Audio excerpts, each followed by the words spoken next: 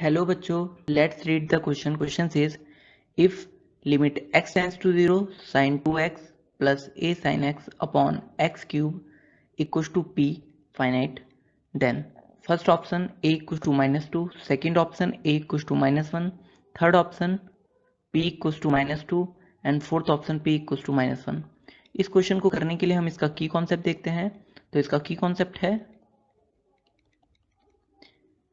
Limit x tends to a fx upon gx जो है वो अगर फाइनाइट है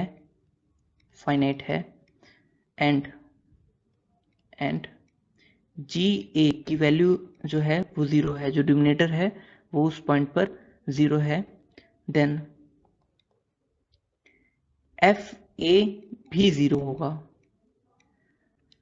और अगर एफ ए अपॉन जी ए की वैल्यू 0 अपॉन 0 फॉर्म आती है तो ये इनडिटरमिनेट फॉर्म हो जाता है.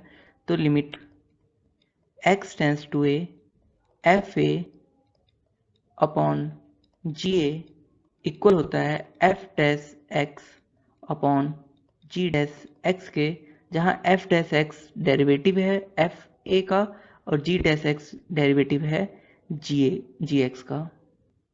एफ डैश एक्स डेरिवेटिव होगा एफ एक्स का. नाउ हम क्वेश्चन पे आते हैं. हमारा क्वेश्चन है limit x tends to 0 sine 2x plus sine x a sine x upon x cube equals to p. P कोई फाइनाइट नंबर है, फाइनाइट. नाउ हम इसको लिख सकते हैं साइन 2x को. साइन 2x का फॉर्मूला होता है sine 2x equals to 2 sine x cos x. तो यहाँ पर हम साइन 2x लिख सकते हैं x टेंड्स टू इन 0, साइन 2x को लिख सकते हैं 2 sine x cos x plus a sine x upon x cube. Now इसे सॉल्व करते हैं तो ये हो जाएगा, तो यहाँ पे ऊपर हम साइन एक्स को कॉमन ले लेंगे तो ये हो जाएगा limit x tends to 0 sine x into 2 cos x plus a upon x cube. अब हम अपॉन एक्स क्यूब जो लिखा है उसको लिख सकते हैं limit x tends to 0 sine x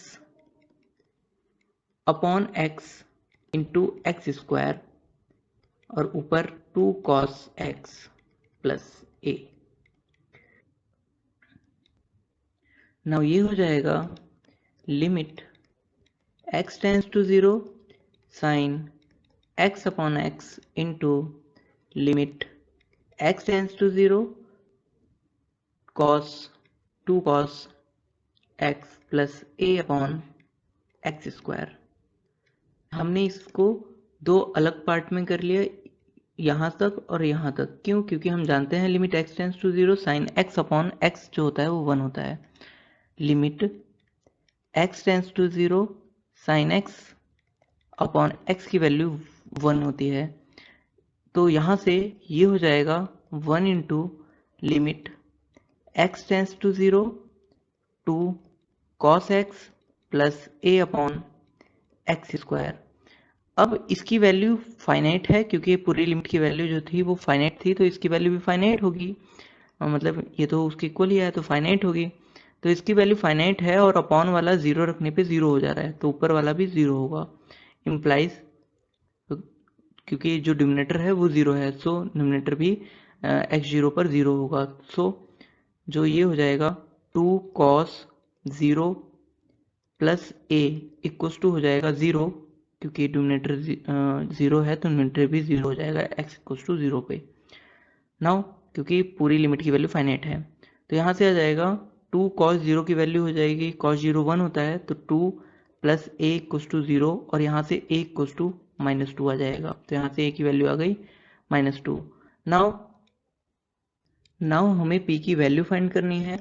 तो इस क्वेश्चन में जो ये था वो p की वैल्यू ही था, तो हमने इसे सॉल्व किया तो जो ये फॉर्म आया है वो p के बराबर ही है, तो p की जो वैल्यू है वो इसके बराबर होगी। तो हम इसे सॉल्व कर लेते हैं।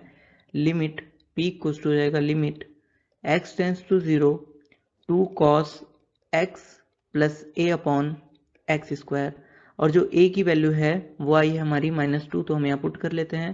तो ये हो जाएगा limit x tends to 0 2 cos x minus 2 upon x square ऊपर, और यहाँ से ऊपर से 2 कॉमन लेने पर ये हो जाएगा limit x tends to 0 2 cos x minus 1 upon x square.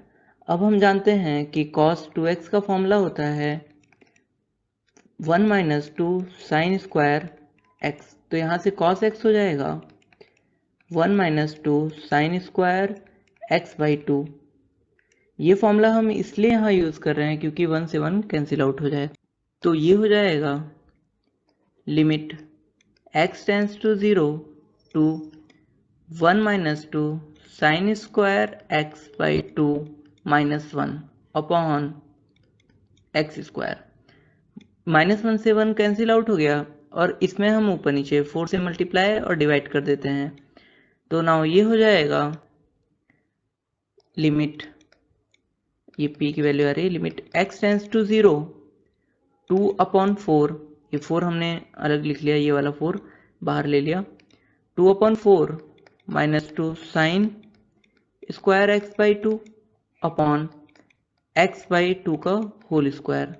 Now -2 को भी ये 1 बाई 2 बचा, और इसको ये सॉल्व करने पे होएगा लिमिट x टेंस टू 0, ये 1/2 से ये वाला 2 कैंसिल आउट हो जाएगा, और ये बचेगा -1 इंटू, इसको लिख सकते हैं sine x by 2 upon x by 2 का whole square.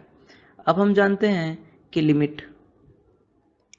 Limit x tends to 0 sine x upon x की वैल्यू 1 होती है, तो यहाँ इसकी वैल्यू 1 हो जाएगी, मतलब 1 का स्क्वायर हो जाएगा क्योंकि स्क्वायर है, क्योंकि लिमिट x टेंस टू 0 है। तो ये इक्वल हो जाएगा -1 इंटू 1 का स्क्वायर इक्वल्स टू -1, तो p की वैल्यू आ गई -1।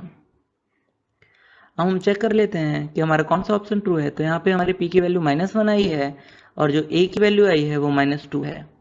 देन हमारा फर्स्ट ऑप्शन है a इक्वल्स टू -2, तो हमारा फर्स्ट ऑप्शन जो है वो करेक्ट हो गया, एंड सेकेंड ऑप्शन है इक्वल्स टू -1, वो इनकरेक्ट हो गया। थर्ड ऑप्शन है p इक्वल्स टू -2, ये इनकरेक्ट हो गया, एंड फोर्थ ऑप्शन है p इक्वल्स टू -1, ये करेक्ट हो गया।